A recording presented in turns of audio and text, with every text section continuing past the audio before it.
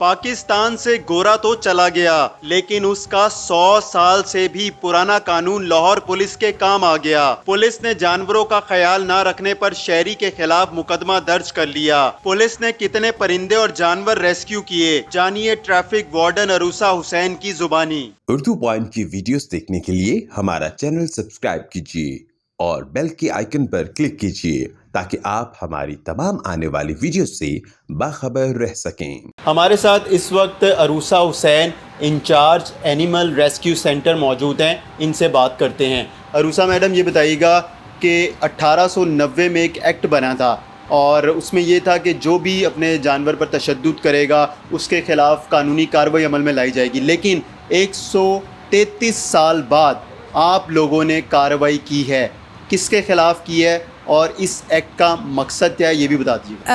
IG साहब के order के ऊपर सीटीओ साहब की गाइडलाइन में, मैडम एएसपी शहर बानों की गाइडलाइन में हमने बाकायदा इसका आगाज़ किया है।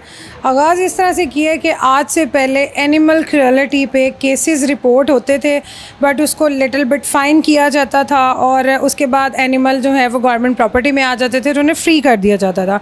अब उस चीज़ को चेंज किया कि अब जो भी क्रूएल्टी पर्सन होगा, जो भी जानवर पर जुल्म करेगा, उनकी देखभाल अच्छे तरीके से नहीं करेगा, एनिमल एक्ट 1890 के तहत उसके ऊपर FIR जो है वो लॉन्च की जाएगी। और अब ये है कि park police animal rescue centre में हमारे पास एक केस रिपोर्ट हुआ। उस केस के अंदर हमारे पास ये कंप्लेन आई, जो कि हमें कंप्लेनर ने कहा कि सिगा राज में मेरा नाम रखा जाए। जैसे ही उसने हमें कंप्लेन की है, हमने अपने कंसर्निंग DSP से उनकी सर्च वारंट की परमिशन ली। सर्च वारंट परमिशन के बाद वहाँ कर जो कंसर्निंग एरिया था थाना टाउनशिप, वहाँ के SHO को हमने साथ क्लब किया और उनकी टीम के साथ हमने वहाँ पर रेड की। शकील नामी वो बंदा है और उसने वहाँ पर तकरीबन 23 से 24 जानवर इसके करीब उसके छत पर मौजूद थे। जब हम गए हैं तो उसने हमें एंटर नहीं होने दिया घर में। फिर हमने अपनी कार्रवाई की, हम उसके घर में दाखिल हुए हैं। उनकी बेगम ने काफ़ी हमारे साथ जो है वो कोशिश की कि ये मेरे घर में ना आए। पहले उन्होंने कहा जी हमारे पास तो जानवर मौजूद ही नहीं है, आप पता नहीं क्यों आ गए हमारे घर।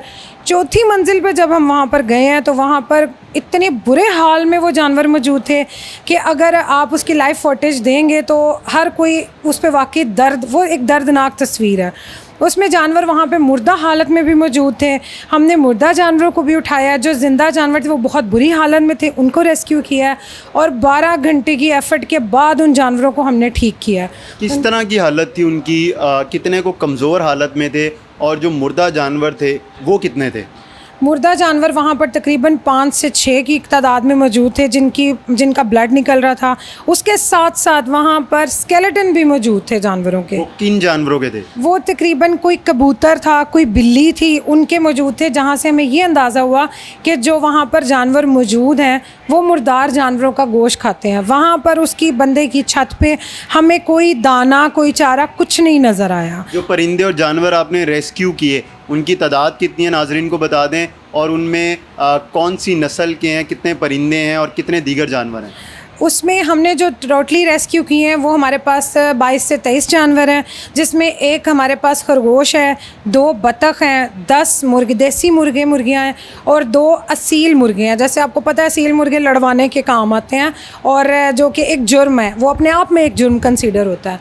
और उसके साथ उस बंदे ने 8 चकोर रखे हुए अपने पास। ये हमने वहाँ से रेस्क्यू किए हैं, जिसमें से एक जो है वो एक्सपायर हो चुका है। उसकी रीज़न ये थी कि वो बहुत बुरी कंडीशन में थे।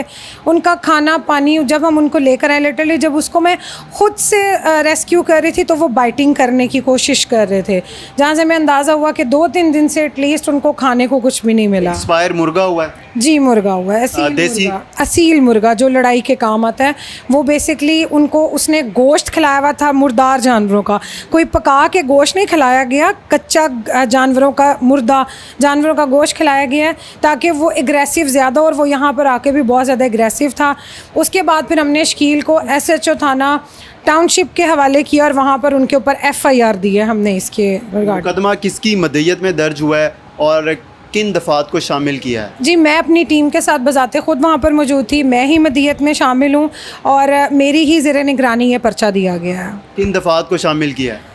1890 एक्ट का एक्ट नंबर 5, एक्ट नंबर 7 और 6 भी, जिसमें जानवरों को बुरी हालत में रखना, देखभाल ना करना और लागर हालत में उनसे काम करवाना, ये चीज़ें हैं। कितनी सज़ा हो सकती है शहरी को, कितना जुर्माना हो सकता है, ये जो दफ़ात शामिल की गई हैं? जी, इसमें कम से कम जुर्माना जो है वो 3 से 5 हज़ार से स्टार्ट होकर 1 लाख तक जुर्माना जाएगा इसका, और जो उनकी सज़ा है वो कम से कम 1 माह से 1 साल तक की कंसीडर की गई है इस एक्ट के तहत। ये जो शहरी है जिसके ख़िलाफ़ मुकदमा दर्ज हुआ है, इसको जब मजिस्ट्रेट साहब बरी कर देते हैं और जुर्माना आयद करते हैं, तो क्या ये जो जानवर आपने रेस्क्यू किए हैं ये उनको वापस चले जाएंगे?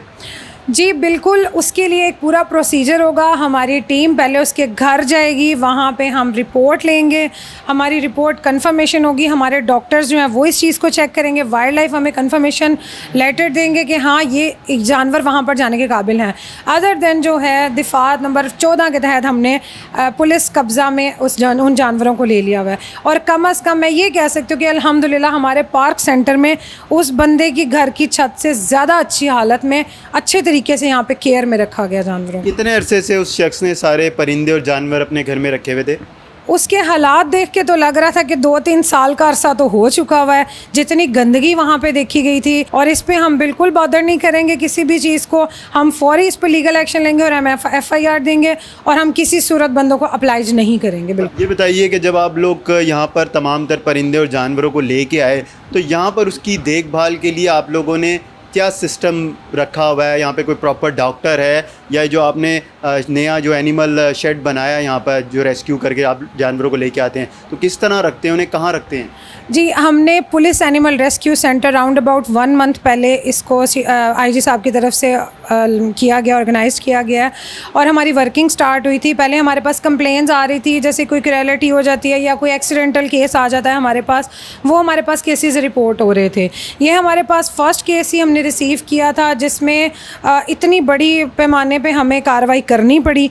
जब हम जानवरों को यहाँ पर लेकर आते हैं तो यहाँ पर हमारे पास DVM वेट डॉक्टर्स मौजूद हैं, जो कि हमारे पास 12 घंटे 24 घंटे यहाँ पर मौजूद रहते हैं।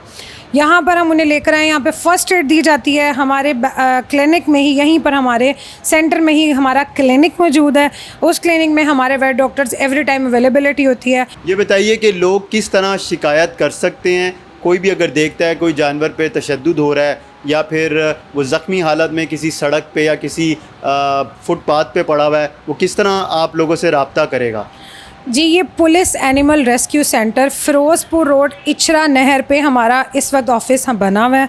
हम यहाँ पर 24/7 मौजूद हैं। आप यहाँ पर ख़ुद भी आ सकते हैं, वॉक इन कर सकते हैं, और आप हमारे हेल्पलाइन नंबर 0319 और आगे एनिमल, आप इस पे कॉल करेंगे। हमारे यहाँ पे हम लोग कंप्लेंट सेल ऑफिसर्स मौजूद हैं, वो फौरी आपकी रिपोर्ट दर्ज करेंगे, और रिपोर्ट दर्ज पे आपसे एविडेंस मंगवाएंगे, और एविडेंस मंगवाने के बाद हमारी अपनी पुलिस एनिमल रेस्क्यू सेंटर की वैन है जो कि जाके एनिमल को रेस्क्यू करेगी।